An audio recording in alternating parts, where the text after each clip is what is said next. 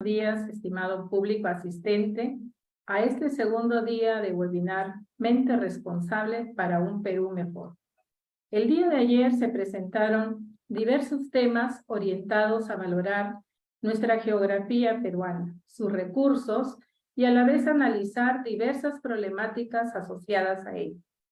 Y respondiendo a la pregunta, ¿cómo enfrentar esos problemas? ¿Cuál es el compromiso que tenemos que asumir los ciudadanos? Nos lleva justamente a reflexionar el día de hoy sobre la importancia de la formación de ciudadanos críticos, solidarios, comprometidos con la sociedad y con las personas con las que conviven, así como su compromiso por conocer, por mantenerse informado en temáticas tan importantes como son los derechos, los mecanismos de participación ciudadana, conocer cómo es esa evolución del pensamiento político en el Perú, hablar sobre la convivencia democrática y otros temas más.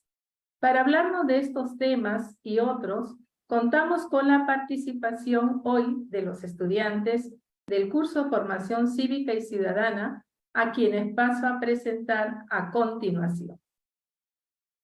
Halber Zurita Berrú, estudiante del 9º ciclo de la carrera profesional de Historia y Geografía de la Facultad de Ciencias Sociales y Educación.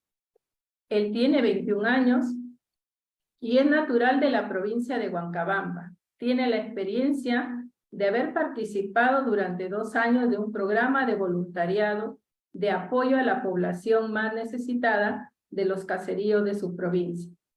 Se define como una persona que busca cumplir sus objetivos, muy responsable, con ganas de superación y dispuesto a enfrentar nuevos retos. Él participará con la ponencia Derechos Fundamentales de la Persona. También nos acompaña Edilson Junior Seminario Alvarado, nacido en Castilla Piura, actualmente tiene 22 años, es estudiante también del 9º ciclo de la Escuela Profesional de Historia y Geografía de nuestra universidad. Es el primer puesto de su promoción y se destaca siempre por ser una persona comprometida con la labor social y toda aquella actividad que promueva la educación. Él nos compartirá hoy su ponencia, Mecanismos de Participación Ciudadana. También tenemos hoy la presencia de Jorge Antonio Andrade González, natural de Piura, estudiante del 9º ciclo de la Escuela Profesional de Historia y Geografía. Pertenece al grupo Ataxia del Instituto de Arte y Cultura, donde participa como poeta. Se desempeña también en la docencia desde el año 2021 a la fecha como profesor de inglés y de ciencias sociales en instituciones educativas públicas y privadas de la región. Se define como una persona proactiva, multifacética, ávido lector y estudioso de la realidad nacional.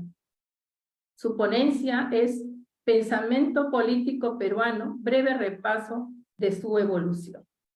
Y finalmente nos acompaña Jorge Luis Reto Abad, natural de Paita. Él es estudiante del 9º ciclo de la Escuela de Historia y Geografía, tiene 20 años, perteneció al Club Interac Miguel Cruzado Vera de Paita y ha tenido una participación entre los años 2017 a 2019, brindando ayuda humanitaria a la población más vulnerable de su zona, especialmente a partir del fenómeno del Niño del 2017. Ha participado en diversos eventos y también se define como una persona con amplios conocimientos en la materia, dispuesto a aprender y a aportar en su rubro laboral. Nos comparte la ponencia Aprendamos como peruanos a convivir democráticamente. Muy bien, damos inicio entonces. Halber, ¿podrías explicarnos cuál es la situación de los derechos fundamentales en nuestro país?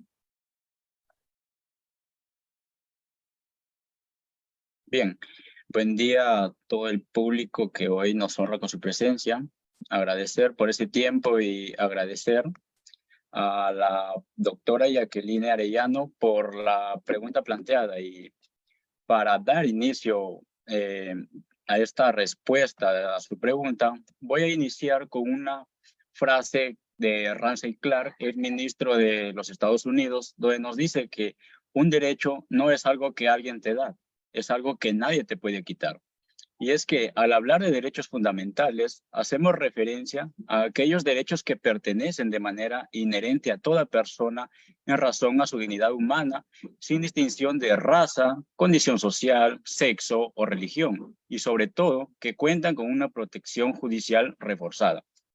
En la actualidad, observamos que la situación de vulneración de derechos humanos se agrava y muchas personas, sin importar el sexo, la edad y condición social, son víctimas de daños a su integridad física y psicológica, lo que afecta radicalmente sus vidas y la de sus familias. Nos preguntamos entonces, ¿cuál es la importancia de los derechos fundamentales en la persona? Y es que esta importancia radica en la misma sociedad desde cada individuo y en el sistema jurídico. En la sociedad, los derechos fundamentales son importantes porque permiten cumplir la función principal de orientar y organizar a la sociedad, y principalmente del derecho, como sistema de organización social, de acuerdo con la dignidad de las personas para poder realizar los contenidos que identifican a esa dignidad, con elementos como la capacidad de elección, la capacidad de razonar, la capacidad de construir conceptos generales, la capacidad de comunicar y de dialogar, de decidir sobre sus fines últimos, sobre su moralidad y sobre su idea de salvación. Por tanto, los derechos fundamentales contribuyen a que cada persona pueda realizar plenamente esos signos de su condición humana. De alguna manera, la utilidad de los derechos fundamentales se basa en que permiten regular la vida en sociedad en los aspectos más universales de los ciudadanos. Su importancia radica más que todo en el hecho de que todos somos valiosos y tal valor va ligado a la vida en sí. Y de esta forma se logra, a través de este conjunto de disposiciones, es que ese valor se maximice y se obtengan mejores resultados en la plena vida en sociedad. Resaltar también que con la implementación de estos derechos, el Estado ha podido ser capaz de mantener la paz. En cuanto al sistema jurídico, los derechos fundamentales desempeñan ciertas funciones que permiten la defensa de las personas. Por una parte, si lo vemos desde el punto de vista objetivo, los derechos son un subsistema y forman la regla fundamental material para identificar las demás reglas del ordenamiento jurídico. Mientras que si lo vemos desde el punto de vista subjetivo, los derechos fundamentales vierten pretensiones morales de grupos y de individuos bajo la forma de libertades, de potestades jurídicas y de inmunidades. En consecuencia, los derechos fundamentales determinan el estatuto jurídico de los ciudadanos en sus relaciones con el Estado y en las que éstas puedan tener entre ellos. Hoy en día, los derechos fundamentales han dejado de ser solo un límite al ejercicio del poder público para convertirse en el conjunto de valores o fines de la actividad de los poderes públicos. Estos derechos determinan el estatuto jurídico en la que regulan la libertad, la autonomía y la seguridad de la persona, no solo frente al poder, sino también frente a los otros miembros de la comunidad social. Entonces, los derechos fundamentales, tanto en la sociedad como en el sistema jurídico, son vitales para el bienestar de cada persona, puesto que son fundamento de orden político y de paz social. Además, porque estos se sustentan en la dignidad humana, que con su relación afectiva se sustentan, son dispensables para el desarrollo integral de cada persona. Veamos el siguiente caso: la vulneración de derechos humanos durante el terrorismo.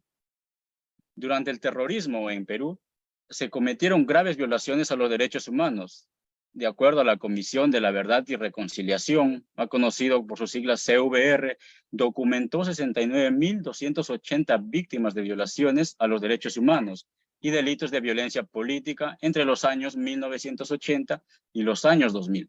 De estas víctimas, 54.000 fueron víctimas de violaciones graves a los derechos humanos, en las que se incluyen ejecuciones extrajudiciales, desapariciones forzadas, torturas y, lo que es lo peor, las violaciones sexuales.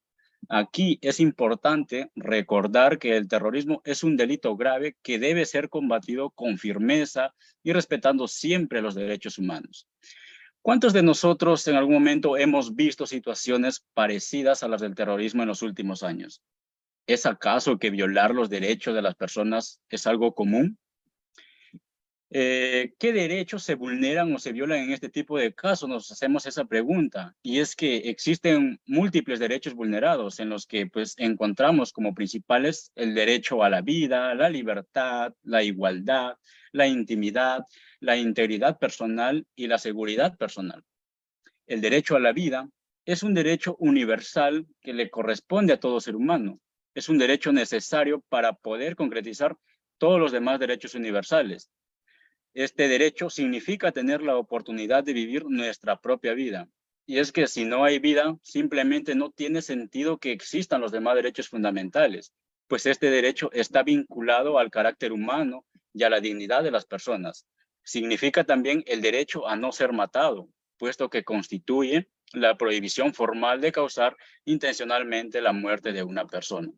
Otro derecho vulnerado durante el terrorismo es la libertad, que de acuerdo al artículo 18 de la Declaración Universal de los Derechos Humanos, toda persona tiene derecho a la libertad de pensamiento, de conciencia y de religión, el cual también incluye la libertad de cambiar de religión y de cambiar de creencia, así como la libertad de manifestar su religión o su creencia, su propia forma de pensar, sea individual o colectivamente, tanto en público como en privado, ¿sí? Por la enseñanza, la práctica, el culto y la observancia. El derecho a la igualdad es el derecho de todos los seres humanos a ser iguales en dignidad, a ser tratados con respeto y consideración, y a participar sobre bases iguales que cualquier área de la vida económica, social, política, cultural o civil. De acuerdo al artículo 1 de la Declaración Universal de los Derechos Humanos de la ONU, reconoce que todos los seres humanos nacen libres e iguales en dignidad y derechos. De igual forma, los artículos 2 y 7 de la misma declaración avalan el principio de la igualdad. Otro derecho vulnerado es la intimidad. Y es que el derecho a la intimidad contribuye a uno de los derechos fundamentales que forma parte de los bienes de la responsabilidad contemplados por la Constitución y el Código Penal. Este derecho garantiza el libre desenvolvimiento de la vida privada individual de cada persona, sin intromisiones de terceros.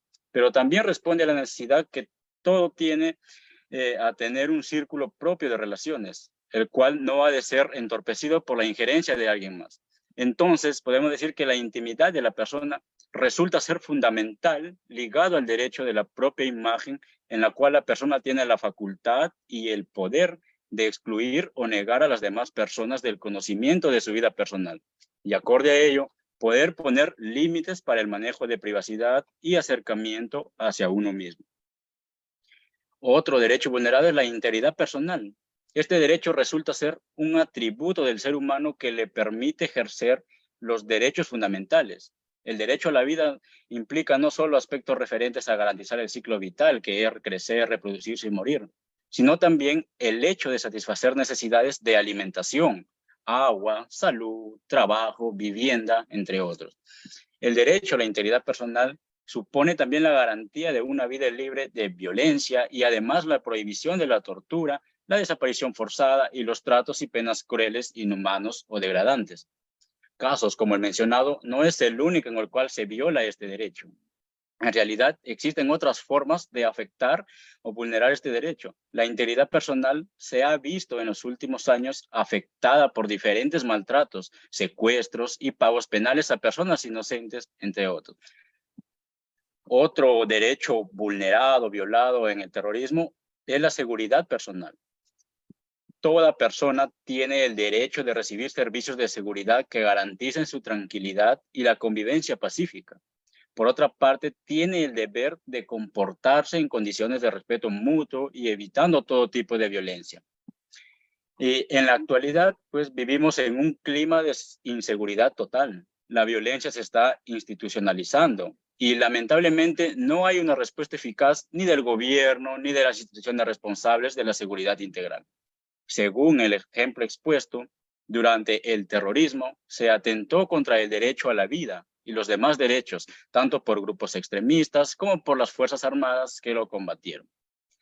Ahora bien, ¿Qué instituciones intervienen o velan por el derecho de las personas? Nos preguntaremos todos, ¿no es cierto? Y es que el principal responsable de proteger, de defender, de respetar, de promover y garantizar los derechos humanos es el Estado, a través de sus diferentes poderes y niveles de gobierno.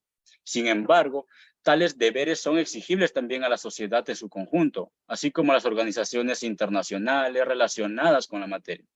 Entre algunas de las instituciones principales de defensa de derechos tenemos a la Defensoría del Pueblo, que es una institución que tiene como principales atribuciones prevenir e impedir de inmediato la tortura, el trato cruel, inhumano o degradante de todas sus formas, considerando que dicho tema se enmarca dentro del ius cogens, es decir, forma parte de las normas de máxima jerarquía dentro del derecho internacional y, por tanto, genera obligaciones vinculadas para todos los estados sin excepción alguna. A esta institución le corresponde además defender los derechos constitucionales y fundamentales de la persona y de la comunidad y supervisar el cumplimiento de los deberes de la administración pública y la prestación de los servicios públicos. Otra institución que vela por los derechos humanos es el Ministerio de Justicia y de Derechos Humanos del Perú.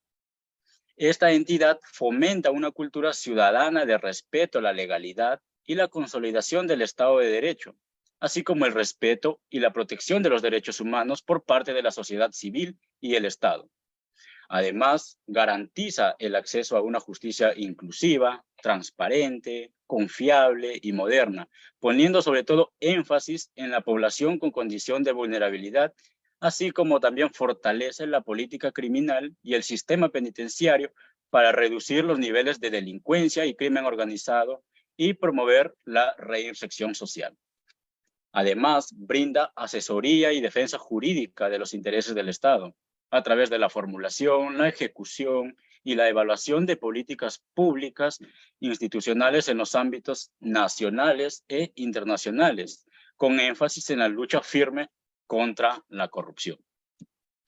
Otra entidad es el Programa Nacional contra la Violencia Familiar y Sexual.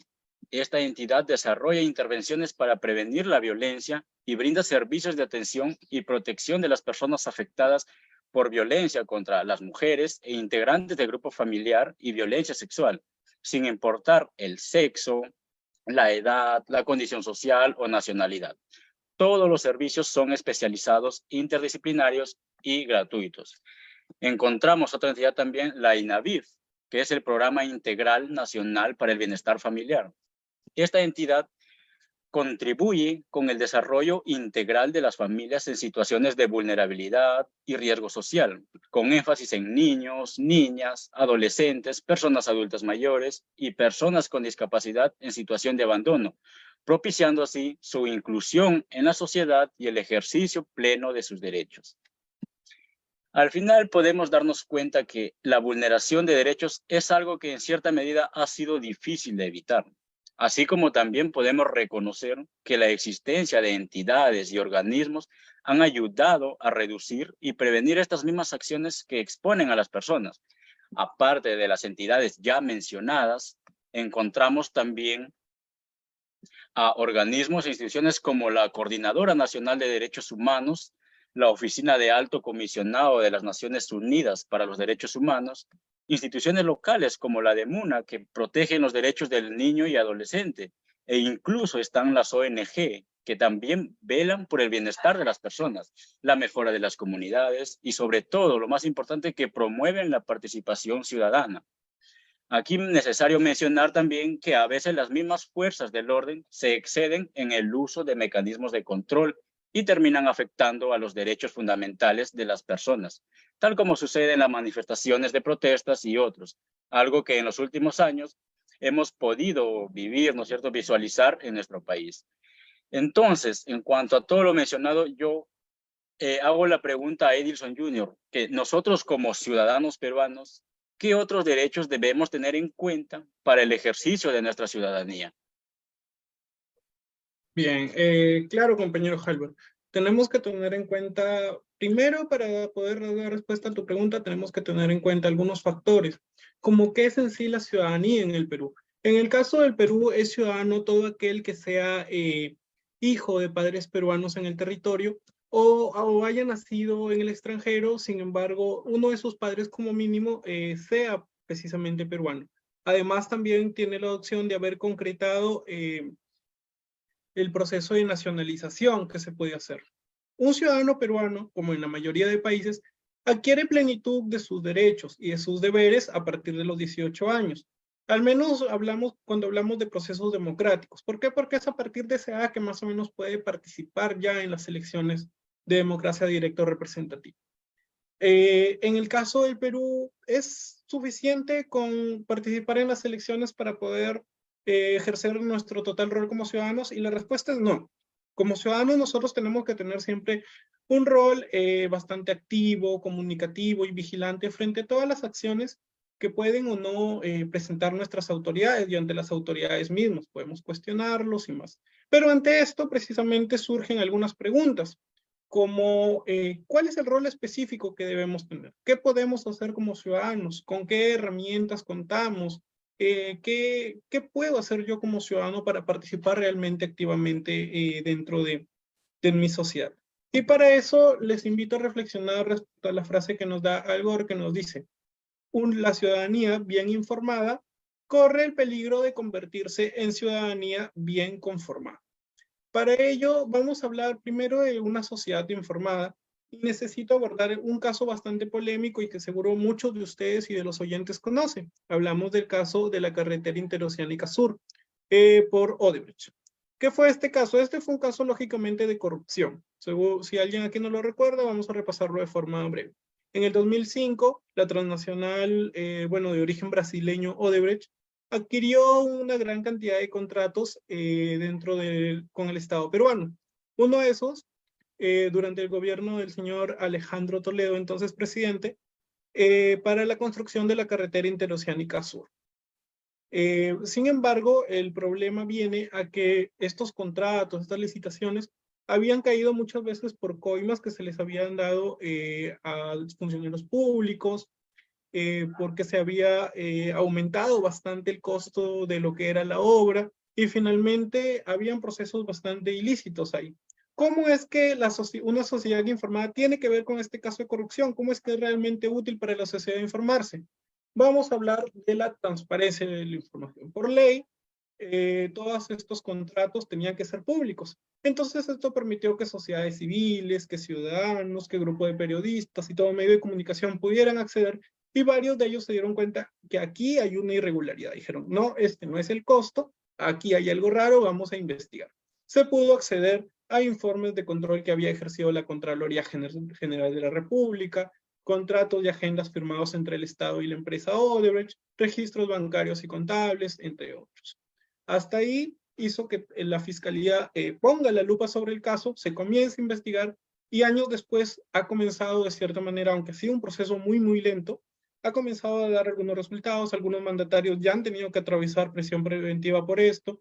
Este caso ha sido bastante uno de los puntos que finalmente terminó produciendo la extradición del señor precisamente Alejandro Toledo hace poco, desde Estados Unidos hasta Perú. Y finalmente destaca que el papel de la ciudadanía, un papel informado o tener el acceso a la información sirve realmente mucho para evitar estos casos de corrupción. Y si no es para evitarlos, para destaparlos y buscar sancionar a los responsables. Vamos a hablar de qué nos dice la ley de transparencia, que es la ley 2786. Nos dice que todo ciudadano puede recibir o puede solicitar la información de cualquier entidad pública, sean gobiernos, por ejemplo, cualquier sector del Estado, cualquiera de sus poderes, puede ser también empresas privadas, empresas estatales, empresas privadas en el caso de que esta empresa esté contratando con el Estado, o por ejemplo una persona jurídica también que aunque esté bajo una figura de una empresa privada, esté ejerciendo alguna función para el Estado o esté usando fondos del Estado. Entonces, vamos a seguir hablando de cómo puedo acceder yo a la información. Hay varias formas, vamos a abordar dos en este caso. Primero, el portal de transparencia. El portal de transparencia es una plataforma, se puede acceder mediante el enlace que pueden ver en pantalla en negrita. Se accede y básicamente tú buscas la entidad, todas las entidades del Estado deben estar ahí. Tú buscas y, por ejemplo, puedes encontrar qué se acordó en tal reunión, quién votó por tal o cual decisión, todo este tipo de cosas. Por ejemplo, ahí dentro de la captura encontramos la Corte Superior de Piura, la Dirección Regional de Agricultura de Piura, la Dirección Regional de Producción de Piura, y todos este tipo de organizaciones. Y podemos acceder rápidamente a la información, a las decisiones, a los proyectos, a todo lo que hayan firmado. Ahora tenemos otra forma también de hacerlo.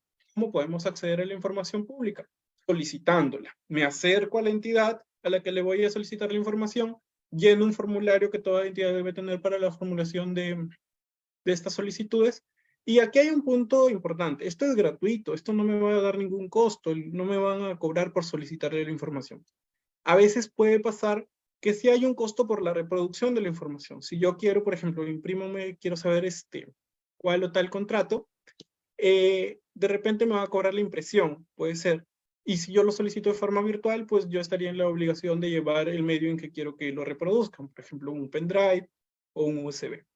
En el caso de que no haya respuesta para esta información, si es que no me dan ninguna respuesta, yo debo asumir que me están negando la información y en ese caso se debe proceder a denunciar a esta entidad. En caso la entidad no tenga la información y sepa dónde está en la obligación de decirme dónde debo buscar esta información. ¿Cuándo me pueden negar la información? Cuando yo esté solicitando material que es bastante sensible. Por ejemplo, yo no puedo solicitar la huella dactilar de cierta persona, de cierto funcionario, su firma, eso no precisamente porque van a vulnerar algunos derechos de privacidad de ellos. O cuando la información que yo esté solicitando comprometa la seguridad nacional. Ahí también me la podrían negar, pero son casos muy específicos. Por lo general, si es un contrato y tal con cual empresa, tú lo vas a poder solicitar sin ningún problema y verificar si es que bajo tu punto de vista encuentras una irregularidad. Así, al fin y al cabo, lo pueden hacer muchas más personas y ver y debatir, iniciar este debate. Ahora, hablemos de los mecanismos de participación ciudadana. Los mecanismos de participación ciudadana son 8, al menos los establecidos en la ley 26.300, y son los que pueden ver en pantalla. La iniciativa de reforma constitucional, que nos dice que cualquier ciudadano de a pie puede impulsar una reforma total o parcial de la Constitución. Nos habla de la iniciativa en la formación de leyes, que nos dice también que cualquier ciudadano puede participar en la formación de las leyes, incluso puede apoyarse en los congresistas de su región, no solo para irla planteando, sino para elevarla al final. Un referéndum que hace referencia a la consulta popular que se hace, puede ser sobre leyes, normalmente sobre eso, y que es un caso curioso porque en Perú lo hemos tenido hace un par de años ya. El referéndum, una vez que se tiene el resultado, es publicado y inmediatamente adquiere el valor y no se le puede cuestionar, al menos no se le puede rebatir si es que es una ley promulgada por referéndum en 2 años. O en el caso de que sea negativo el resultado del referéndum, tampoco podemos volver a tocarla al menos en 2 años o volver a impulsarla en 2 años por medio de referéndum. Remoción de autoridades para aquellos cargos que no son por elección pública. Revocatoria de autoridades, que seguro es una figura que ustedes conocen, que es para todos aquellos cargos de elección pública, dígase alcalde, dígase regidores, dígase gobernadores regionales. Otra forma vendría a ser la consulta previa, que es la que vamos a abordar más adelante, y nos habla sobre los derechos que tienen sobre todo las comunidades indígenas, a que se les consulte cuando algo compromete su seguridad. La demanda de rendición de cuentas, la iniciativa de formación de dispositivos municipales y regionales también es otra. A continuación vamos a hablar de algunos mecanismos de participación ciudadana. No se puede hablar de todos por cuestiones de tiempo, pero sí podemos abordar 3. Primero, vamos a hablar de la revocatoria de autoridades. Este es un proceso que es bastante conocido, seguramente muchas veces se les amenaza a los alcaldes con esto, y el proceso es relativamente simple. Primero se quiere un quid electoral, que ahí sí hay un pago que se hace, pero no necesariamente lo tiene que hacer un ciudadano, puede ser un conjunto de ciudadanos que impulsan la revocatoria, y pues se hace el pago para adquirir el quid electoral. Luego de tener los patrones, se comienza a recolectar las firmas. Las firmas requieren el 25% de los ciudadanos o votantes circunscritos a la zona, y una vez que ya se tenga esto junto con sus números de DNI, ya se presenta la solicitud a la OMPI. Y aquí viene un detalle bastante importante respecto a la revocatoria. ¿Por qué bastante importante? Porque la revocatoria tiene como característica que la solicitud debe tener una solicitud fundamentada, pero no necesariamente tiene que estar probado. Entonces esto hace que esto sea un medio bastante accesible. Y aquí viene un problema. ¿Por qué? Porque muchas veces se ha usado la revocatoria como un método de venganza. Un alcalde pierde una elección y de inmediato se pasa el movimiento pro revocatoria del alcalde que le ha ganado. Y esto está mal porque estás usando un mecanismo de participación que puede servir en buenos casos, lo estás usando solo como método de venganza. En el caso sea así, está mal empleado. Luego pasamos al punto número 4, que nos habla que tenemos que esperar que la RENIEC verifique todas las firmas que tú ya juntaste, de acuerdo a la cantidad que antes dije, y luego esperas ya el proceso de convocatoria para la consulta popular, que es la revocatoria en sí. Esto va a estar a cargo del Jurado Nacional de Elecciones y finalmente cuando se convoque, que no debe ser un día mayor a 180 días hábiles desde que tú presentaste la solicitud, ya tienes que participar. Para que puedas revocar al alcalde o para que sea válida la revocatoria, debe participar como mínimo el 50% del total de los votantes. Y para que se pueda revocar al alcalde necesitas como mínimo al 50% que hayan respondido que sí, más un voto. Es el mínimo que necesitas. Hablemos de un siguiente método de participación, la consulta previa. ¿Qué nos dice la consulta previa? Vamos a hablar de un ejemplo, Michiquillay. Michiquillay era un proyecto minero en Cajamarca. El proyecto minero se inició en el 2005 en esa zona. Sin embargo, de inmediato los pobladores, por el 2005 más o menos bloquearon todo esto por medio de protestas, porque ellos argumentaban o tenían miedo a todos los cambios ambientales y sociales que podría tener el proyecto, además de que argumentaban de que sus zonas de pastoreo, algunas lagunas que tenían se iban a ver completamente destruidas y ellos de que iban a subsistir, una duda mucho más que válida. ¿Qué hizo el Estado? En el 2015, ya cuando el proyecto llevaba 10 años bloqueado, el Estado tenía el interés de que avance, somete al pueblo, a todas estas comunidades, las 16, a un proceso de consulta popular. Este caso es un ejemplo, es considerado un ejemplo por el Estado de lo que se debe hacer en este problema con estos conflictos sociales. Luego de no solo haberlo sometido a la consulta previa, se tomó en base a los resultados un conjunto de acuerdos. Entre los principales, establecieron compromisos respecto a los derechos territoriales que debería tener en la zona, por ejemplo, también el desarrollo sostenible, la participación, el de cierta manera controlar el impacto que se podía tener, garantizar la subsistencia de todas estas comunidades. Y se logró firmar, llegar a un acuerdo. Michiquillay fue un proyecto que avanzó y en consecuencia ingresó más de 9.000 millones de dólares, solo en inversión en cuanto a eso. Y generó además, por ejemplo, 3.000 puestos de trabajo entre indirectos y directos solo en esa zona. Lo que produce o revela este ejemplo como un paso a seguir o un ejemplo a seguir, un modelo a seguir para este tipo de situaciones. Hablemos ahora de la petición de la rendición de cuentas. Es uno de los últimos procesos que vamos a abordar, en realidad es el último.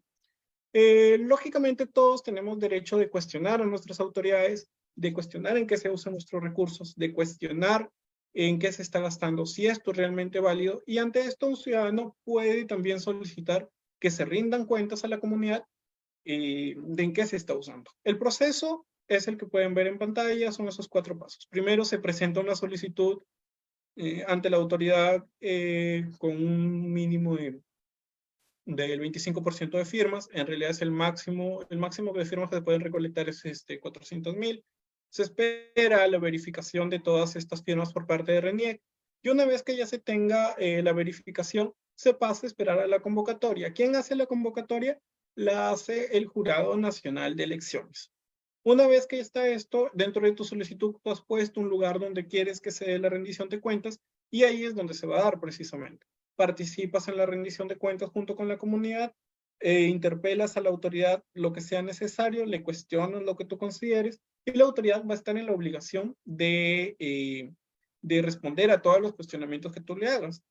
Una vez presentada la solicitud, como máximo pueden pasar 180 días hasta que este proceso se hace. No puede pasar más que eso. Dentro de estos mecanismos de participación es importante saber que el Estado siempre va a tener un rol fundamental. Por ejemplo, yo les mencionaba antes la consulta previa. La consulta previa, por ejemplo, no puedes obligar a la población a que participe. No puede ejercerla una empresa privada porque podrían haber riesgos de que no se lleva correctamente. El Estado debe tener siempre un rol bastante activo y todos estos roles, de hecho, o es el poder ejercer todos estos estos mecanismos están no solo garantizados en la ley, sino que están plasmados dentro de nuestra constitución política. Es importante conocerlo, es importante saber dónde y cuándo podemos participar, es importante que seamos ciudadanos activos. Entonces, en base a todos estos mecanismos que hemos visto, en otra oportunidad seguramente veremos a profundidad otros. El referéndum es un punto también bastante importante, sin embargo es amplio, es por eso que no lo hemos podido incluir aquí. Se nos viene a la mente una pregunta, a la cual voy a invitar al compañero Jorge Andrade a responderla. Y nos dice la pregunta: históricamente, ¿de qué otras maneras ha participado o han participado los peruanos en la construcción de la sociedad?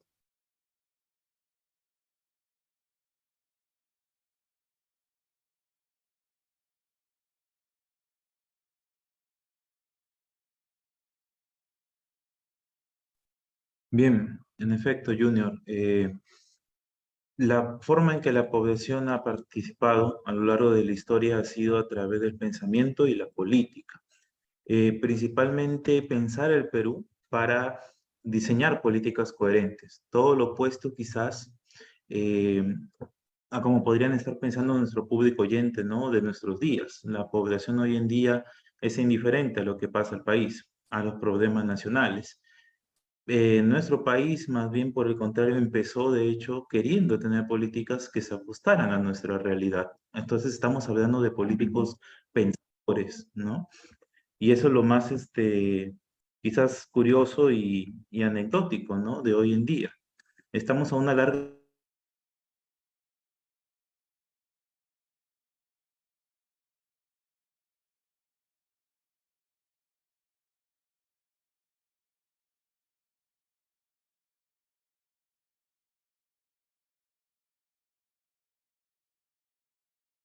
distancia, ¿no? De lo que solía ser en sus orígenes el Perú.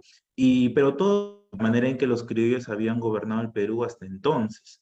Y es aquí, pues, ¿no? Donde la voz, ¿cómo se dice? Más representativa de este sentimiento de la sociedad peruana de aquel tiempo va a ser González Prada. González Prada tiene muchas ideas que hasta el día de hoy, de hecho, siguen vigentes. Tienen libros, por ejemplo, como Páginas Libres. Parte de lo que les estoy mostrando ahora en estas diapositivas son extractos de esa publicación que él escribió ya hace más de un siglo. Y te habla de temas incluso como la anemia infantil, ¿no? Un tema que hasta el día de hoy sigue pasando en el Perú. Y resulta interesante, ¿no? La calidad de políticos que tuvimos, ¿no? Las ideas que ellos manifestaron en su tiempo, hasta el día de hoy incluso se pueden aplicar.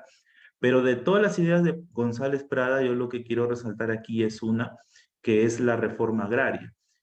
Cuando él analiza la guerra con Chile, porque él es famoso por haber dado un discurso en un teatro donde critica el desempeño de nuestra clase política para enfrentar a Chile, ¿no? Y lanza la siguiente frase, ¿no? En su libro que es, ¿qué patria va a defender el campesino si nosotros lo postramos a ser un siervo del hacendado?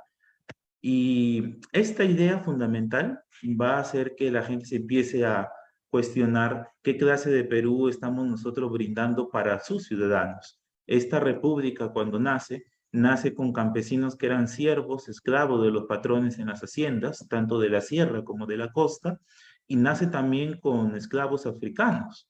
Entonces, no era la misma república para todos. Dependiendo de nuestro origen social, dependiendo de nuestra etnia, dependiendo de nuestra cultura y a veces hasta dependiendo de nuestro color de piel, se nos daba un trato distinto para con la ley y para con el Estado. Las leyes no eran las mismas para todos. ¿Y eso qué genera? Que entre nosotros, como pueblo peruano, no nos veamos como iguales. Y este problema es el que denunciaba Prada, González Prada. Esta idea va a ser fundamental porque de esta se van a inspirar luego todos los pensadores que vengan después. De hecho, el que estoy presentando a continuación, que es José Carlos Mariátegui, fue discípulo directo de González Prada, así como el que voy a mostrar más adelante y que ustedes están viendo acá, que es Víctor Raúl Haya de la Torre. A Mariátegui le debemos el primer estudio científico de la realidad peruana. Él va a ser el que va a sugerir, ¿no? De que y de hecho más que sugerir defender a capa y espada, de que el campesino andino del Perú debía liberársele de las cadenas de la servidumbre en la hacienda del patrón y que la tierra debía devolvérsela a él, porque él era el legítimo propietario originario de esta tierra. Y solo de esa manera el campesino podía recuperar su dignidad. Al hacer eso, Mariátegui, ¿no? Va a poner en tema de debate que es necesario hacer en el Perú una reforma agraria. Y como ustedes seguro ya conocen, la reforma agraria va a ser un hecho que va a acontecer después en la historia del país. Casi por la misma época va a surgir otro joven que es contemporáneo, ¿no? de Mariátegui, que es Víctor Raúl, el que fundó el Partido Aprista Peruano. Como dato curioso, ¿no? En un inicio cuando se funda, no se funciona como el APRA, porque el APRA es el Partido Aprista Peruano. De hecho, antes se le denominaba la APRA, porque APRA quiere decir la Alianza Popular Revolucionaria de América. El Partido Aprista nace como un partido que plantea hacer una revolución para América Latina. ¿Y por qué para todo el continente? Porque Víctor Raúl detecta un problema. Si Mariátegui detecta que los problemas son internos en el Perú, que es las haciendas lo que someten a los campesinos a una condición de semi-esclavitud, Víctor Raúl te va a decir lo contrario, te va a decir de que el problema no solo es interno, sino que también es un problema externo en el cual países potencias dominan a otros que son más débiles, y en esos está incluido el Perú. Lo que yo rescato del APRA es de que él va a proponer que es necesario que el Estado peruano adopte una política en la cual defienda sus intereses de otros países que por tener mayor poder militar creen que pueden imponer su voluntad a países débiles. Y ella te habla de una geopolítica nacional y una defensa del Estado. De hecho, incluso él plantea que el Estado peruano debe ser aquel que dirija la economía y la planifique. Bien decía un compañero nuestro antes en una exposición sobre el caso de Odebrecht. Este es el caso más representativo de cómo una empresa privada puede tomar el control de las instituciones del Estado y hacer que éste obedezca a intereses particulares y no a intereses basados en el bienestar común, que es para lo que está el Estado. Entonces, eso es el aporte de Víctor Raúl. Pero en el Perú estaba pasando todo precisamente lo contrario. De hecho, incluso se entiende así mejor que hayan habido jóvenes que estén proponiendo esto, porque veían que su país estaba yendo por otro destino, y este era el que había emprendido Augusto B. Leguía. A Augusto B. Leguía le debemos la dependencia del Perú hacia Estados Unidos, pero si hay algo aquí que yo rescataría, y es la razón por la cual lo he incluido en ese tema de pensamiento político, es que Augusto B. Leguía va a traer agroindustrias modernas al Perú, y esto va a ocasionar que las haciendas de las que hablamos antes con Mariátegui empiecen a tener un poquito de debilidad. ¿Por qué? Porque obviamente una hacienda extranjera con alta tecnología es capaz de producir mucho más que las haciendas de la sierra, que no tenían mucha tecnología. Entonces, sin proponérselo, Leguía va a ocasionar el debilitamiento de la clase hacendada en el país y va a comenzar su declive. Ante esto, los hacendados van a buscar expandir sus tierras hacia las comunidades libres andinas, es decir, aquellos campesinos que todavía vivían en ayllus, cuyas tierras no habían sido tomadas por los hacendados. Van a buscar expandirse y el campesino va a ver amenazado su última fuente de supervivencia, que es la tierra, ¿no? Y aquí donde va a comenzar un fenómeno en que los campesinos van a buscar recuperar las tierras que antes el hacendado les robó. Y esto es lo que se conoce como el proceso de toma de tierras o recuperación de tierras, en las palabras de los mismos campesinos. Y era necesario. Las ideas de Mariátegui, de Víctor Raúl y de González Prada, los mismos campesinos se van a encargar de hacer la realidad, sus mismos protagonistas. Y esto es entendible por la clase de humillación que ellos tenían. Por ejemplo, aquí estoy justamente mostrando dos imágenes que ilustran, ¿no?, el trato diario que los campesinos recibían. Tenemos aquí en la imagen izquierda a un campesino cargando sobre sus hombros todo el peso del cuerpo del patrón. Ahí lo estamos viendo. Esta imagen corresponde, pues, no a la hacienda Guando, ¿no? Y de igual manera la imagen derecha. Vemos cómo hay un campesino para saludar al patrón, tiene que arrodillarse, como haciéndole reverencia a un ser superior. Entonces, esta clase de tratos indignos eran sujetos los campesinos diariamente. Entonces, solo visualizándolo así, se puede entender el porqué de su lucha, ¿no?, que era justa. Bien, No obstante, esta situación ya era un poquito apremiante, estamos llegando a los años 70 en el Perú y todavía seguíamos con las haciendas. O sea, estábamos años 70 del siglo XX y el régimen feudal todavía continuaba en nuestro país. Y los militares de aquel tiempo van a temer, ¿no?, que esto ocasione una revolución, pues, no comunista, que derive en un régimen totalitario, como ya había pasado en Cuba y en otros países de Latinoamérica. Y se van a adelantar a la jugada. Van a tomar el poder del Estado mediante un golpe y van a aplicar lo que es la famosa reforma agraria. Si algo es el aporte de los militares, es llevar a la práctica, hacer realidad eh, los planteamientos de Mariátegui y González Prada.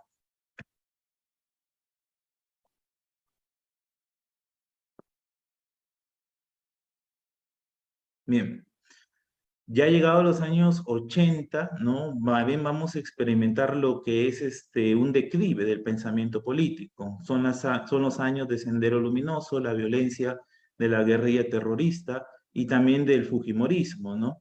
Y aquí vamos a vivir una situación bien paradójica, ¿no? Donde tanto Estado como grupos subversivos van a emprender la violencia armada contra un pueblo peruano que va a estar desamparado.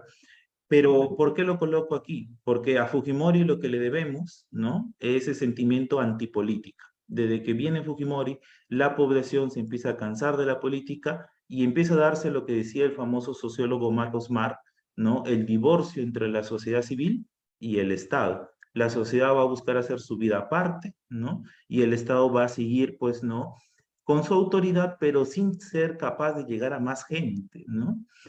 Y esto es lo que va a ocurrir hasta el día de hoy. La indiferencia hacia la política y hacia los problemas nacionales continúa. Por ejemplo, en nuestro norte, ¿no? Acá en el norte, a pesar de que hemos vivido un sistema de crisis política, no se ha visto la indignación de la gente, ¿no? Sin embargo, han surgido ideas, ¿no?, desde el campo, pues, ¿no?, de la historia y la geografía, que han buscado en cierta manera remediar las causas de esos problemas, ¿no? Por ejemplo, aquí estoy mostrando, y esto también para mostrar que las ideas, aunque ya no son tan representativas como antes, ya no se materializan en partidos políticos como vimos con José Carlos Mariátegui y Víctor Raúl, sí han seguido, ¿no?, proponiendo soluciones. No obstante, no han tenido mayor impacto. Por ejemplo, aquí estoy mostrando un mapa del famoso geógrafo Javier Pulgar Vidal.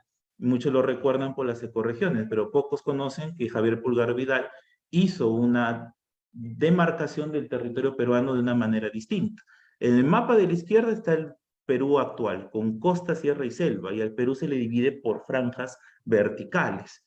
Javier Pulgar Vidal te decía lo contrario, al Perú hay que dividirlo más bien por franjas horizontales. Y estamos viendo aquí en el mapa de la derecha cómo desde Loreto se puede llegar hasta Piura, ¿no?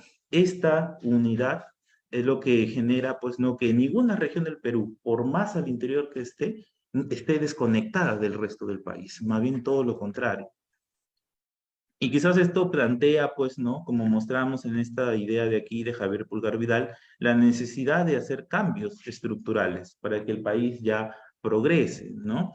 Entonces, esto plantea, pues, ¿no?, quizás la necesidad histórica de que el país se plantee, ¿no?, hacer lo que otros pueblos del mundo ya han hecho, ¿no? Que es básicamente llegar a un consenso, ¿no?, de crear una constitución que represente a todos los peruanos por igual, porque como hemos estado comentando, la gran deuda histórica del Perú, el gran problema ha sido en que no hemos sido como país capaz de crear una misma nación para todos, y eso es lo que nos ha faltado. Entonces, bajo mi perspectiva, ¿no?, la deuda histórica del Perú es precisamente crear esa misma comunidad nacional para todos los peruanos, independientemente de sus orígenes culturales, étnicos o raciales. La idea es crear un Estado que sea igual para todos, ¿no? De esta manera, solo podemos sentirnos parte de una misma comunidad nacional. Y esto ha pasado, pues, no como en otros pueblos, Francia, durante la Revolución Francesa, y no muy lejos, hace poco en Chile, ¿no?, con la Constituyente. Quizás sea tiempo ya de que los peruanos nos planteemos, ¿no?, esta necesidad. ¿Para qué? Para mejorar la convivencia nacional. Porque solo creando leyes iguales para todos, solo creando un mismo país para todos, esa convivencia nacional va a ser mejor y va a crear unidad, el Perú se va a sentir representado en el Estado que es, pero debemos crear eso, ¿no? Y aquí es donde planteo justamente la siguiente pregunta al compañero que sigue, en el rol de ponencias. Independientemente del régimen que sea, debemos plantearnos, como ya hemos visto en esta revisión histórica, cuál es esa convivencia, ¿no? Y ahí llamo a mi compañero Jorge Luis Reto, ¿cómo sería aquella convivencia en el Perú que nos permitiría construir ese país? Muchas gracias, Jorge Antonio, por el paso. Bien. Respondiendo a la pregunta de mi compañero, ¿cómo sería esa convivencia? Primero hay que partir desde el problema, ¿no?, histórico que ya planteó mi compañero Andrade, que ya planteó mi compañero Edison Jr., ¿no? ¿Por qué el Perú está tan fragmentado, ¿no?, con respecto a lo que son, en este caso, incluso hablando de clases sociales, cuando hablamos incluso de lo que son las razas, ¿no? Principalmente en el problema, ¿no?, de lo que es indígena, y partiendo de la parte de lo que de Antonio, en la que mencionaba José Carlos Mariatti, ¿no?, en el que él en su obra magna, ¿no?, Los 7 ensayos de interpretación de la realidad peruana, habla, ¿no?, sobre este problema, ¿no?, que afecta sobre todo al indígena, al campesino, y cómo, a pesar de que hace más de 200 años nos hemos independizado, seguimos prácticamente sublevados, ¿no?, ante el poder de los extranjeros, ¿no? Y justamente como mencionaban, ¿no?, en la evolución del pensamiento político, es justamente en el gobierno de Augusto B. Leguía donde nosotros nos estancamos y empezamos a tener una mayor dependencia por parte de los extranjeros, ¿no?, principalmente por parte de Estados Unidos. Entonces, mi ponencia el día de hoy va a ser lo que es la convivencia democrática, que es algo que lamentablemente a nosotros como peruanos y a nosotros como ciudadanos en general en nuestro país nos está faltando. Primero, partiré con esta frase motivadora que fue escrita por Winston Churchill, que fue ex primer ministro de Reino Unido a finales de la Segunda Guerra Mundial, y nos dice: la democracia es la necesidad de doblegarse de vez en cuando a las opiniones de los demás. Es decir, democracia, más que ser un sistema político, ¿no?, es un sistema social en el que se basa ¿en qué? En la empatía, en la igualdad, en el respeto, a la tolerancia de las diversas ideologías, de las diversas religiones, incluso tolerancia a las diversas lenguas que pueden existir dentro de un territorio. Y en el caso del Perú, siendo un país tan megadiverso, un país con una gran variedad de razas, un país con una gran variedad de diversidad lingüística, ¿por qué siguen existiendo problemas como el racismo? ¿Por qué siguen existiendo problemas como la discriminación? ¿Por qué siguen existiendo problemas como lo que es la exclusión social? Y parte del problema también somos nosotros. Pero, ¿quiénes son los que se encargan de prácticamente de una manera generar esa polaridad, ¿no?, entre diversos sectores sociales? En parte también el Estado y en parte también los partidos políticos, como justamente lo hemos logrado observar en las últimas elecciones. Una polaridad, una división prácticamente del Perú, tanto en sectores políticos, sectores sociales, que van a diversos bandos, tanto izquierda, tanto derecha, y que ambos están igual de trastornados con respecto a las ideas que quieren llegar.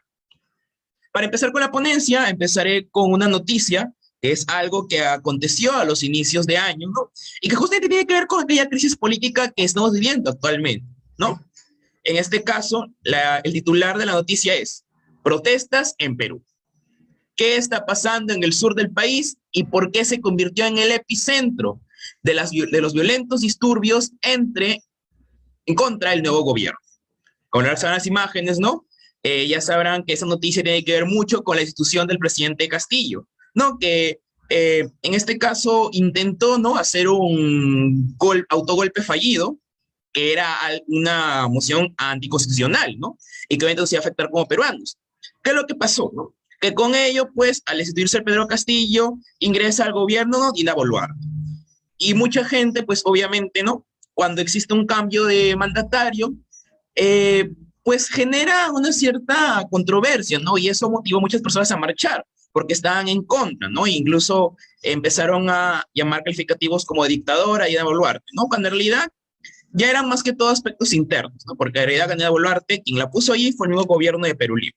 Entonces, partiendo con esa noticia, hay un párrafo que me gusta mucho resaltar y que tiene relación con mi tema y con el tema ya expuesto por Andrade. El problema tiene raíces históricas diversas, con toda una cultura andina que en Perú no está bien integrada y que sufre un racismo inmenso que hay en el país. En el sur se sienten excluidos y con un derecho a mayor reconocimiento. Ahora, ¿no? Sobre todo cuando hablamos de las raíces históricas diversas, ¿no? Que ya es algo que parte desde el Perú virreinal, en que existía un sistema de castas demasiado diferenciado, y que lamentablemente con la independencia, cuando se suponía que este sistema debía cambiar, siguió, ¿no? Porque la esclavitud aún seguía, ¿no? Los gamonales aún seguían, ¿no? La esclavización, tal cual como lo mencionaba, ¿no? Jorge Andrade, en las imágenes, y ese, pues, trato entre el patrón y su sublevado, seguía siendo algo discriminatorio. Y sobre todo hablamos de la cultura andina, ¿no? Principalmente de la zona sierra del sur del país, que es donde se han concentrado gran parte de esas protestas, ¿no? Que esa población durante muchos años se ha visto abandonada por el Estado peruano, que sufre un racismo por parte de la población en general, y que justamente debido a ese abandono, debido a esa intolerancia que, por decirlo, recibo por parte del Estado peruano, es que han salido, ¿no?, a marchar. Claro, no es la manera correcta. De todas maneras, siempre hay que rechazar lo que es la violencia. Sin embargo, de otra manera podemos justificar, entre comillas, las razones por las cuales ellos deciden salir a protestar, que en este caso es defender sus derechos, aunque de la manera equivocada. Y más que todo, como bien lo dice en la parte final del párrafo, el tener un derecho a un mayor reconocimiento y no ser excluidos. La población del sur, específicamente la sierra, es la que mayor número de lenguas nativas concentra y la que mayor diversidad de razas también concentra. Ni que hablar de su diversidad geográfica, ¿no? Que fue un tema hablado en la ponencia el día de ayer. Entonces, ¿por qué excluir a esta población cuando es tan importante, ¿no?, para la cultura de nuestro país? ¿Y por qué siempre se centra, ¿no?, en lo que es la costa del país, específicamente en Lima?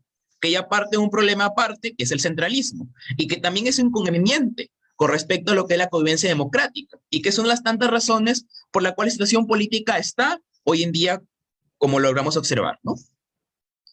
Ahora, partiremos con el concepto de lo que es de convivencia democrática, ¿no? Para empezar a explicar todas las aristas que puede tener este tema.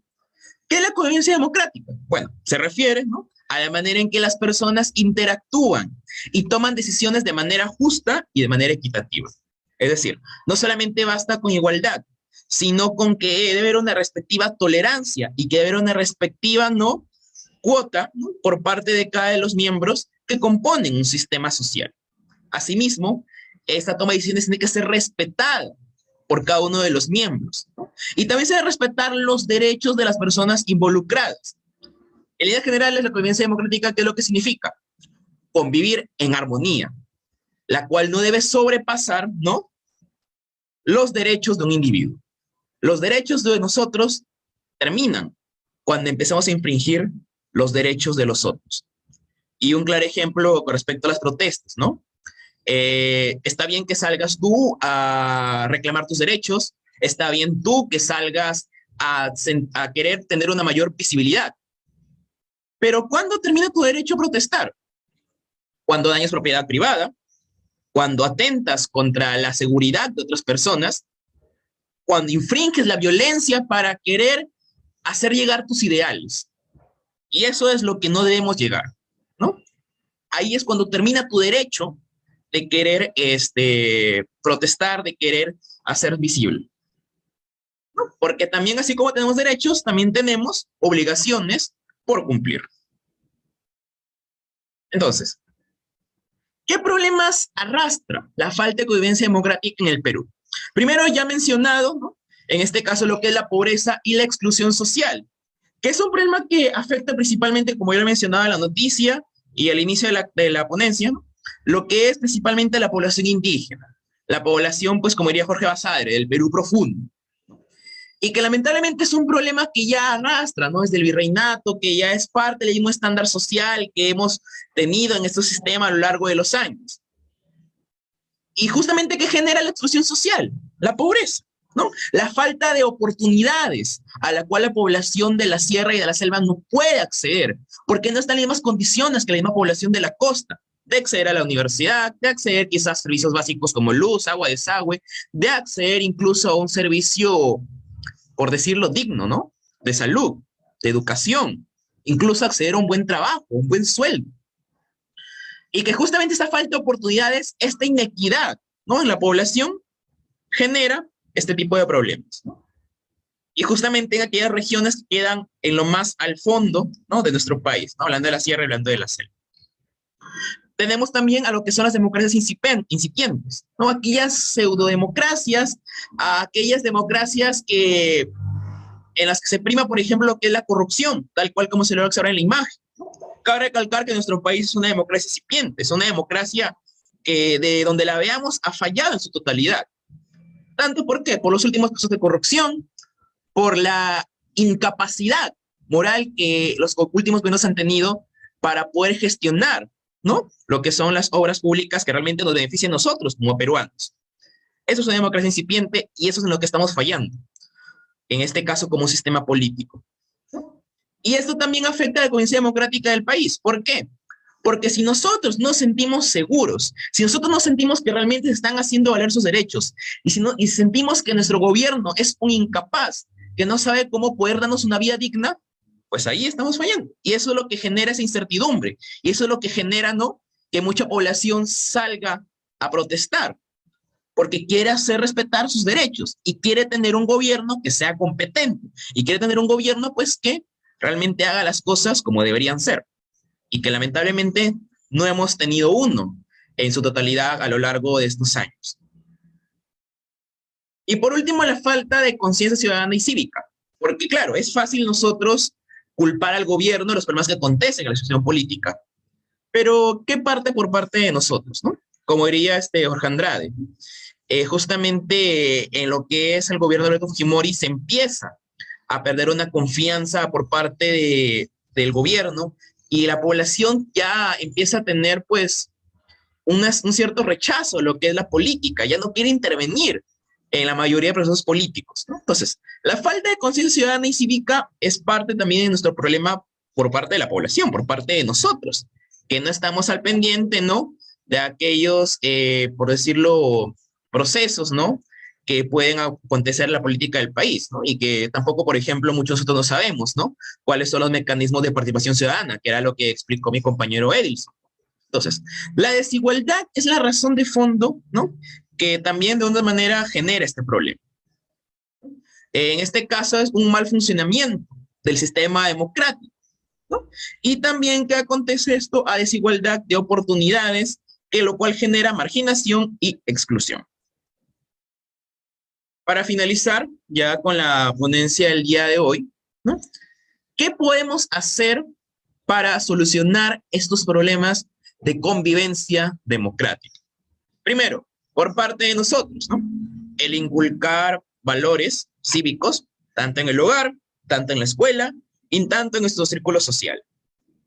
Respetar las creencias de los demás, porque primero, para poder fungirnos democráticamente, para poder convivir en un espacio sano y democrático, tenemos que respetarnos a nosotros mismos y respetar a los demás. Conociendo nuestros derechos humanos, ¿no? El saber qué derechos nos acontecen a nosotros, qué derechos nos corresponden y hacerlos respetar, ¿no?, mediante los diversos mecanismos que puedan existir. Rechazando la violencia en todos sus ámbitos. Está bien participar en una marcha, está bien participar en una huelga, pero siempre y cuando no se recurra a la violencia como método, ¿no?, de querer hacer, por decirlo, realzar tu voz. No, la violencia hay que rechazarla en todas sus formas posibles, incluyendo, ¿no?, la violencia de carácter verbal y la violencia de carácter psicológico. Cumpliendo con nuestros derechos y obligaciones como ciudadanos. Un claro ejemplo es lo que es el derecho al voto.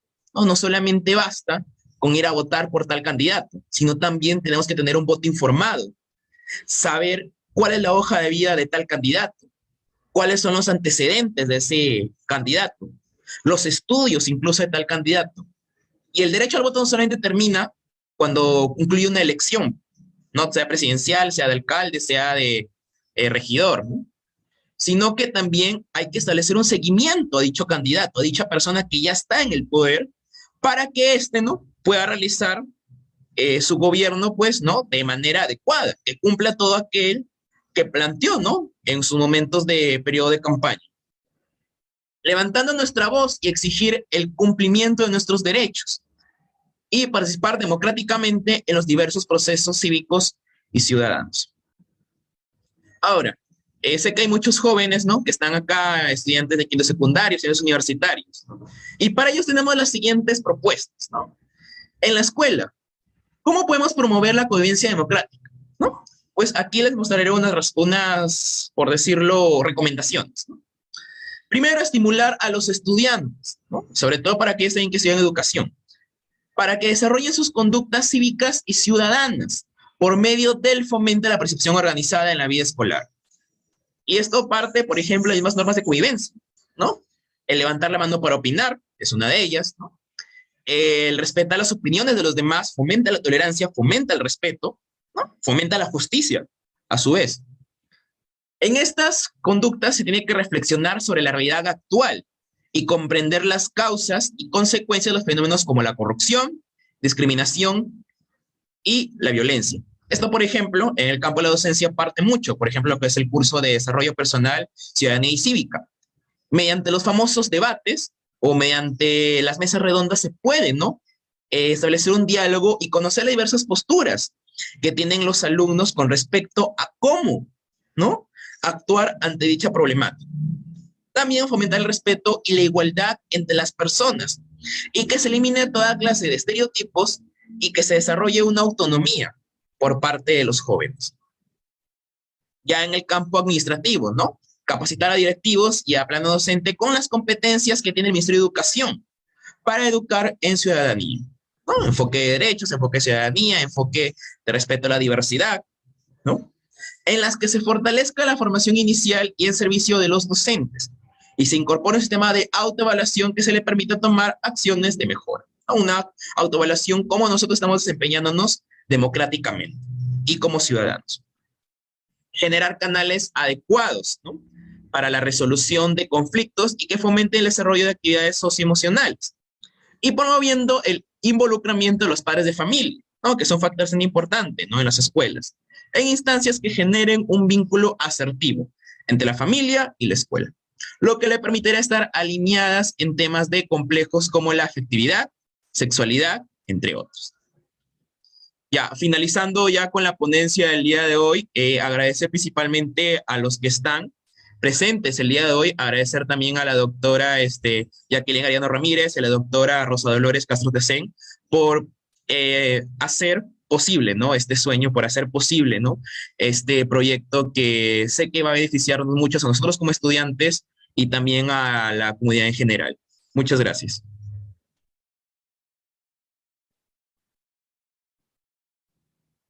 Doctora, su micro.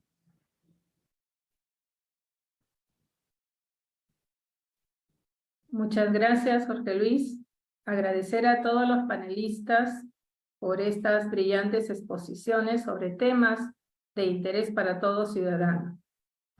El equipo que está detrás de todo esto es un grupo de jóvenes que que estudian el quinto, séptimo y noveno ciclo. Y ellos, a través de los cursos de Geografía Humana, Geografía del Perú, Formación Cívica y Ciudadana, han elaborado una serie de contenidos que se difunden a través de diversos medios.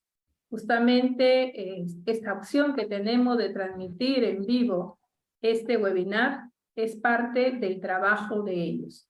Para explicar este trabajo, voy a dejar en uso de la palabra a Gerson Jesús Corquicón Tormena, estudiante también del noveno ciclo de la Escuela Profesional de Historia y Geografía.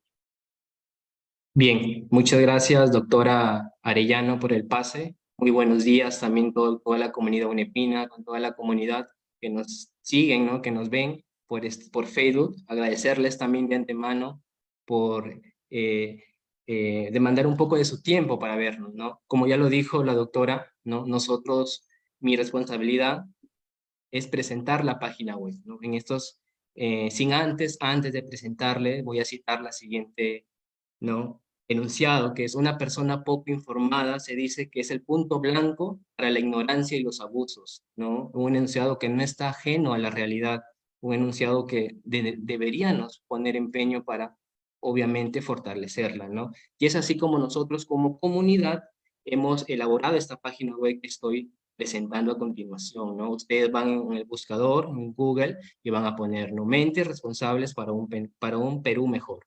Bien, cuando estamos dentro de la página web, lo van a reconocer porque está nuestro logo, ¿no? Y la imagen de fondo, y nuestro nombre, que es Mentes Responsables para un Perú Mejor. Se van a encontrar con una barra de secciones, ¿no? En este caso hay 6 secciones, ¿no? En el caso de inicio, ¿no? Nosotros aquí hemos puesto 4 ítems, ¿no? El Perú físico, el Perú económico, el Perú político, ¿no? Y el Perú ciudadano.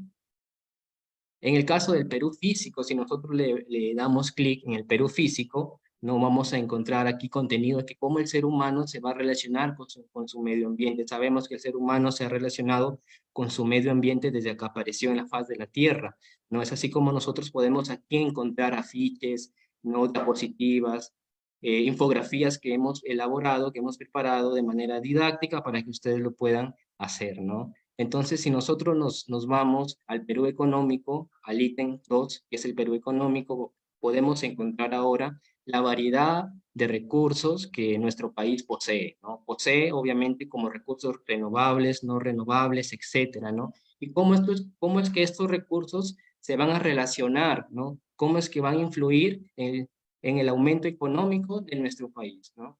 Entonces, si vamos al tercer ítem, que es el Perú político, nosotros hemos querido también poner información, acoplar información, en lo que es que cómo el ser humano se va a relacionar con su política, con la constitución política del Perú. Y ojo, ¿no? Aquí un punto importante, ¿no? El empleo laboral juvenil, que es creo que tema que nos compete a nosotros, ¿no? A ustedes público, que la mayoría son jóvenes, ¿no? Y lo último es el Perú ciudadano. En este ítem nosotros hemos puesto, esto va a tener que ver con lo que es formación cívica, ¿no? Entonces nosotros hemos puesto temas como deberes y derechos a la familia, cómo es que la familia se van a salvaguardar el Estado, cómo el Estado los va a cuidar, ¿no? El tema del dengue también, que es un tema que nos ha afectado en estos últimos meses, los asuntos públicos, ¿no? Y las entidades que puedes acudir en un caso de discriminación, ¿no? Entonces también los invitamos a que puedan observar e indagar en este tema. Si nos volvemos otra vez a la barra de secciones, vamos a ver en qué nos damos quiénes somos nosotros, pues, ¿no? Vamos a encontrar aquí también, nos pueden leer, ¿no? Y se van a enterar quiénes somos como comunidad, ¿no? Y cuál es nuestra visión, cuáles son nuestros objetivos, muy aparte de las que yo he nombrado, ¿no? Que es, pues, obviamente informar, y no solamente está en informar, sino también en concientizar a la población en base a esta información, ¿no? Aquí también pueden encontrar ustedes unas fotografías, ¿no? De algunos integrantes de la comunidad. No son solamente algunos, obviamente que son varios, son algunas fotografías de los integrantes, ¿no? Si nos vamos otra vez a la barra de noticias, ¿no? A la sección de noticias, nosotros podemos aquí observar, hemos acoplado, pueden observar que hemos puesto temas, ¿no? Temas, y los hemos relacionado con hechos, noticias que pasan en nuestra realidad, de acuerdo a los temas que hemos estado viendo. En cuanto a los eventos, ¿no? Aquí en los eventos quiero aterrizar y quiero poner énfasis. ¿Por qué? Porque son los eventos que nosotros como comunidad estamos realizando, ¿no? Por ejemplo, en la parte izquierda ven el que dice el webinar 2, Mentes Responsables, que es lo que ahora estamos haciendo, lo que estamos por concluir. Sin embargo, lo que vemos en la parte derecha va a ser una expo feria, ¿no? Que está por venir, que va a ser el viernes 11 de agosto, y que anticipadamente ya los invito a que se unan a esta feria. ¿Cuándo va a ser? Se va a realizar el viernes 11 de agosto, ¿no? A las 10 de la mañana. ¿Y dónde va a ser? Esta feria lo vamos a llevar a cabo en el frontis, ¿no? Al frente de la Municipalidad de Castilla, por su aniversario. Los invito, te los aseguro que va a estar muy interesante, va a haber juegos, sorpresas, ¿no? Y sobre todo van a aprender mucho, se los aseguro, ¿no? Entonces, están todos cordialmente invitados. En el caso de, digamos, presentando nuestra página web, también hemos nosotros implementado una sección donde hay una serie de mecanismos que ustedes pueden aprender jugando, ¿no? Por ejemplo, hay una ruleta, hay diferentes, ¿no? Mecanismos donde ustedes pueden aprender jugando. Entonces, se los recomiendo también para que puedan ingresar. Y no solamente eso, nosotros también hemos implementado redes sociales como es Instagram, Facebook, YouTube y TikTok, ¿no? Entonces los invito, por ejemplo, en Instagram, les invito a que nos sigan, nos pueden encontrar como Mentes Responsables, aquí están observando, nosotros hemos implementado publicaciones, reels, etiquetados, y los invito justamente a que nos sigan, ¿no? Y les den like a cada publicación, ¿no? Aquí pueden encontrar también temas de todo lo de geografía, de formación cívica, etcétera, ¿no? También tenemos una página de Facebook también, ¿no? De igual manera, ¿no? Están publicados también diferentes temas de geografía, de formación cívica, ¿no? Y los invito también a que den like y nos sigan, ¿no? Así mismo, de la misma manera, tenemos YouTube, ¿no? Una red social de YouTube, donde hay una gama interesante de videos que cada estudiante de nuestra comunidad ha ido implementando. Es interesante ver la creación de videos de diferentes temas ya mencionados, ¿no?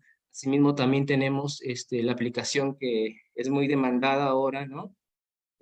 TikTok, por ejemplo. También los chicos se han tomado la molestia de grabar una serie de videos muy interesantes, ¿no? Donde pueden encontrar también temas educativos en cuanto a los temas mencionados, geografía y formación ciudadana, ¿no? También les invito a dar like y a dar me gusta, ¿no? Y para culminar, nos vamos otra vez a la sección de inicio, y bueno, decirles que los que quieren formar parte de nuestra comunidad lo pueden hacer.